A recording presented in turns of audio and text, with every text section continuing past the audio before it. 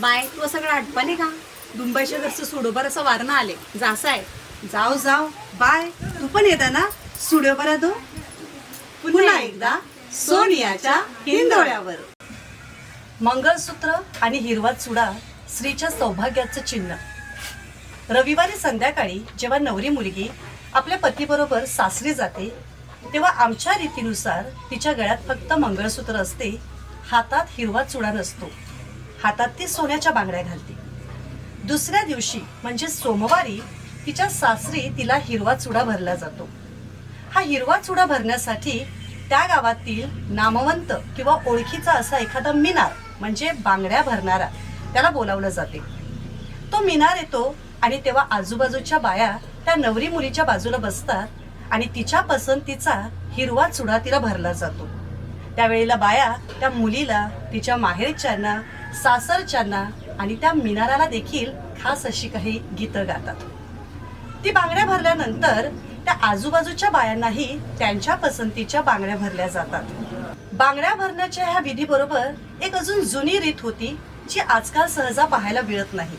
त्याला म्हणतात चुडा बदलणे किंवा आमच्या भाषेत सुडं पालटणे.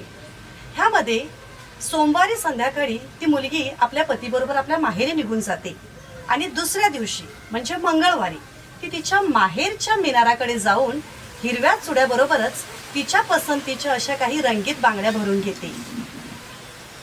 काशी ना भुईशे, काशी ना भुईशे, आले काशीशे मीनार, आले काशीशे मीनार, येऊनी उभे रेले, येऊनी उभे रेले, त्या देगुदेवाशा मंडपी, त्या देगुदेवाशा मंडपी, तो त्या शिमणी बायने, तो त्या शिमणी बायने, घातले दोई हातीशे नमस्कार, घातले दोई हातीशे नमस्कार, काशी न भुईशे, काशी न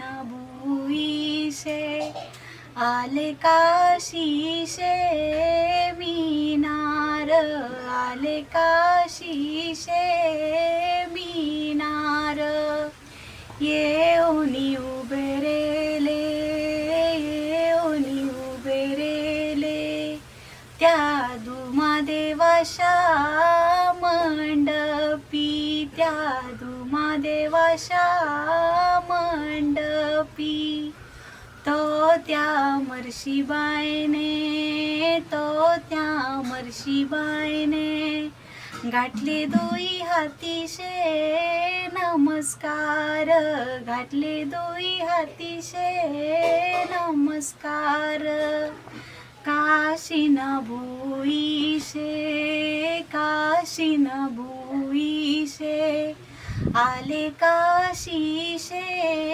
मीनार, आले काशीशे मीनार, येऊनी उभे रेले, येऊनी उभे रेले, त्या शेजाव देवाशा मंडपी, त्या शेजाव देवाशा मंडपी, तो त्या पिली बाईने, तो त्या पिली बाईने, घातले दोई हातीशे नमस्कार, घातले दोई हातीशे नमस्कार, काशी न भुईशे, काशी न भुईशे, आले काशीशे मीनार, आले काशीशे मीनार. ह्या विधीमध्ये आपल्या वाडवडिलांनी आपल्यावर केलेल्या एका चांगल्या संस्काराचं आपल्याला दर्शन होते.